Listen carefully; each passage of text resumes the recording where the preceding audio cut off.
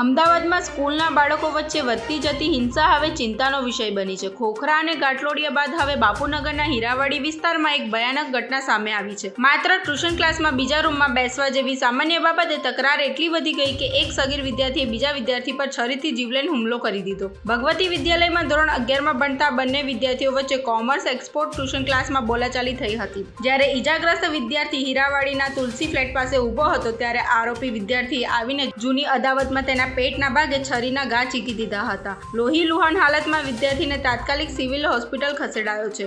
H ડિવિઝનના in charge ACB Kunal દેસાઈએ આ મામલે પુષ્ટિ કરી છે કે બાપુનગર પોલીસે હુમલો કરનાર સગીરની અટકાયત કરી આગળની તપાસ હાથ ધરી છે.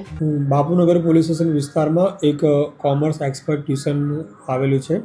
ત્યાં આગળ ગઈકાલે સવારના ટાઈમમાં ધોરણ 11માં જે બે વિદ્યાર્થીઓ ભણતા હતા એ લોકો ટ્યુશન ક્લાસીસમાં જતા હતા. એ દરમિયાન હાલના જે ભોગ બનનાર છે એ પોતે ત્યાં આગળ જ્યાં બેઠેલા હતા એ દરમિયાન હાલના જે કાયદાકીય સંઘર્ષિત કિશોર છે એ ત્યાં આવેલા હતા અને ક્લાસરૂમમાં જગ્યા ન હતી.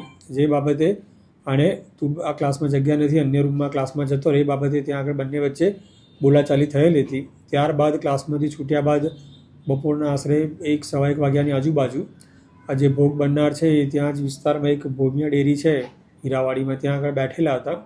એ દરમિયાન જે હાલના કાયદાકીય સંઘર્ષિત કિશોર છે તેણે ત્યાં આગળ આવીને એક નાનું છરા જેવા હથિયાર વડે એને પેટના ભાગે માર મારેલો હતો.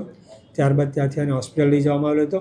ત્યારબાદ બાપુનગર પોલીસ સ્ટેશનની આ ઘટના ધ્યાને આવતા જે ભોગ બનનાર છે એની ફરિયાદ દાખલ કરવામાં આવેલી છે અને જે કાયદાકીય સંઘર્ષિત કિશોર છે એની આગળ જે જુવેનાઇલની પ્રોસેસ છે એ પ્રોસેસ હાલમાં ચાલુ છે. ઘરની વીજળી સ્વયં બનાવવા આજે સે સોલારનો સંપર્ક કરો.